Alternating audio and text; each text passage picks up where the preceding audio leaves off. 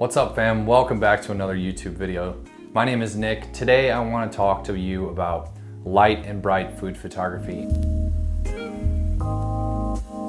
and 5 tips to really elevate your game and really master this style. It doesn't matter if you're shooting with flash like me or if you're shooting with natural light. A lot of these tips and principles can be applied whether you have a flash or whether you shoot natural. So just keep that in mind. Tip number 1, this might sound obvious, but you're gonna wanna pick light surfaces and backdrops. You know, go with a white tile or a white piece of construction paper or like a white pickled kind of wood. That's gonna really help bring a lot of that light and airiness into your photos. Tip number 2, use a large diffuser. And honestly, the bigger you can get, the better in this case. I use a 36-inch diffuser and I put it as close as I possibly can to my food to really help kind of like light that whole scene up, lighting the surface, lighting the backdrop, lighting everything in your food, and really making that whole image pop. A large diffuser is key because you're gonna eliminate a lot of those like really harsh shadows, and the taller and bigger it is, it's gonna really soften everything out and kind of like light your scene pretty evenly.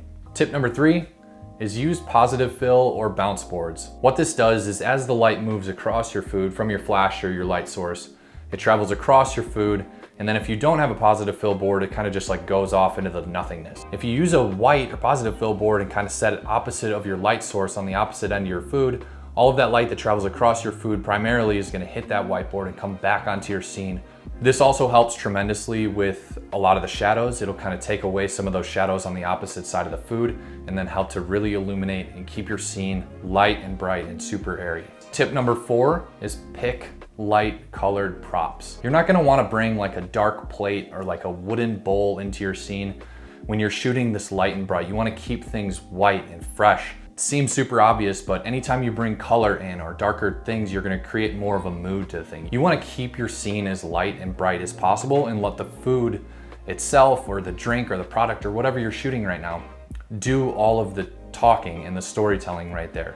I would say glassware is generally okay for light and bright as well. Just try not to pull in a ton of color or like wooden or darker. Tip number 5 is practice, practice, practice. I can never say this enough. The more time you spend behind the camera and the more time you spend trying to figure out your light scene, the better your food images are gonna be. I promise you that if I've learned one thing over the last 4.5 years of shooting food, it's to just really dive into it. You know, get to know your camera, get to know your scene, get to know your light source the most. You don't want to have to rely on your post-production editor and doing your work in Lightroom and Photoshop. You want to do the majority of your legwork while you're shooting and get that kind of dialed in.